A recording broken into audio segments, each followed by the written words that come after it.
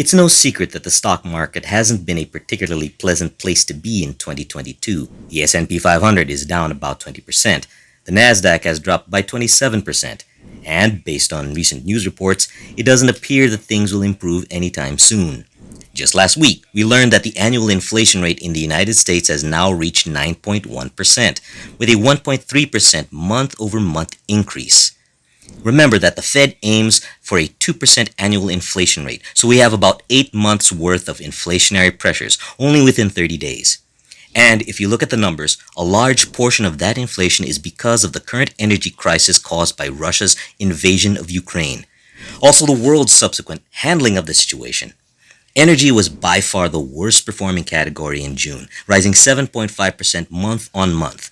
Energy commodities are up 10.4%, gasoline is up 11.2%, and utility gas, or piped-in gas, is up 8.2%. So many significant increases, and understandably, the result of this accelerated inflation is a significant increase in interest rates. The Fed is ramping up its efforts right now. Economists anticipate another 0.75% increase in the federal funds rate, with some predicting a full percentage point increase.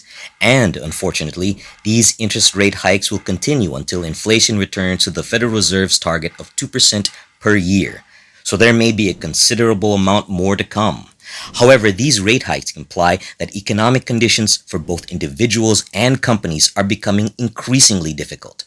As debt payments rise and life's necessities become increasingly expensive, consumers have less expendable cash.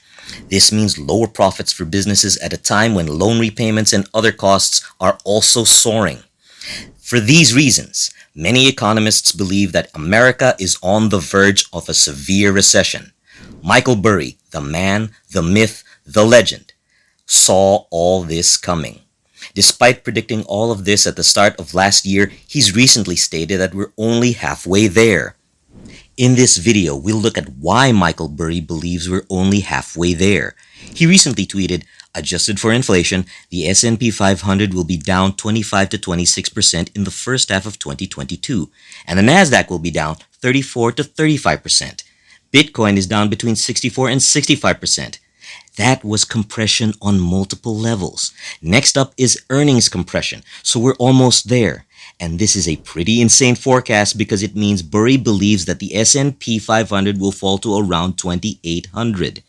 But it's also pretty alarming because we agree with his reasoning. So what exactly is he on about?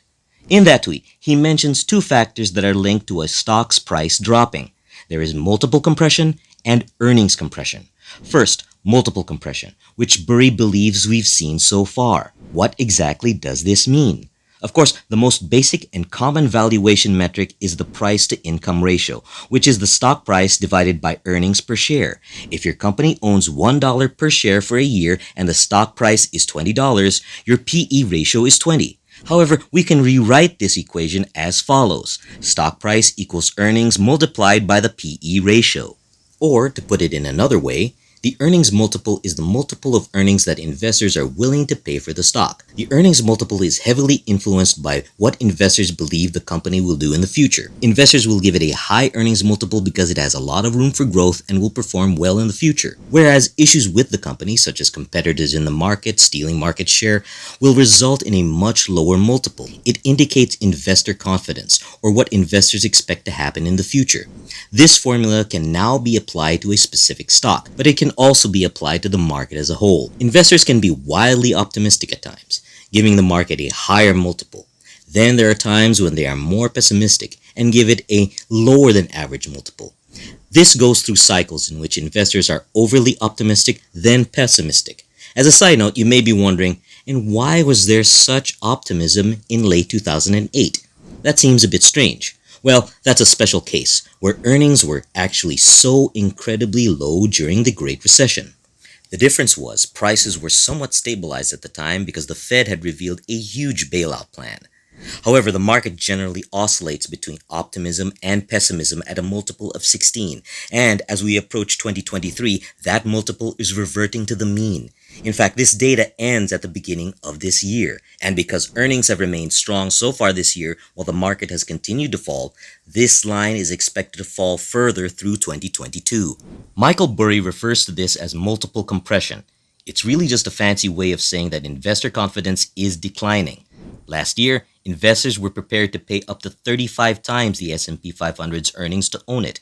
According to current estimates, that multiple has dropped to around 20. As a result of optimism quickly giving way to pessimism, the market is dropping. That is the main point. Interest rates have an impact on it as well. When interest rates rise, new bonds become more appealing, and the huge money in the market begins to flow out of the stock market and back into the bond market, dragging the stock market down. This is the polar opposite of what we've seen over the last few years. You are aware that interest rates have been extremely low, which causes the stock market to become artificially high because bond returns are practically zero. As a result, the big money is looking to invest elsewhere. But to cut a long story short, investor confidence is dwindling and rates are rising. That's what Burry was saying in the first half of his tweet.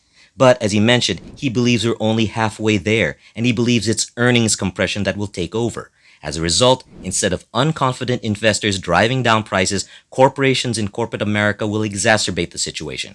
America is making less money. This is related to what we were saying earlier. Right now, interest rates are rising due to the crushingly high levels of inflation. In reality, however, this means that consumers have less money to spare. Burry also stated that people's savings are covering a smaller and smaller portion of America's GDP at a time when the GDP is declining. In another tweet, Burry talked about how U.S. personal savings filtered to 2013 levels.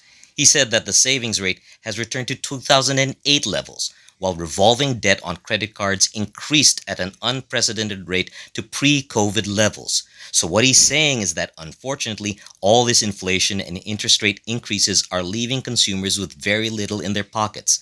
Less spending equals less profits for businesses. Combine that with higher costs and rising debt costs, you've got a situation where corporate earnings are in trouble. Amazon was one of the companies that struggled in Q1 and was specifically mentioned by Burry. We can see that Amazon's earnings were doing well, but they crashed and burned in the first quarter. Consumers are unwilling to spend as much, and while we don't put much stock in analyst forecasts, analysts expect the decline to last through 2023 before beginning to recover in 2024. So the numbers reveal the macroeconomics. Operational costs have been increasing at a faster than normal rate since 2021. In addition, the cash flow from operations has decreased. That's the second part of Burry's tweet. Now that we're seeing significant interest rate hikes and the average consumer is having difficulties, Burry believes that corporate profits will begin to fall from here.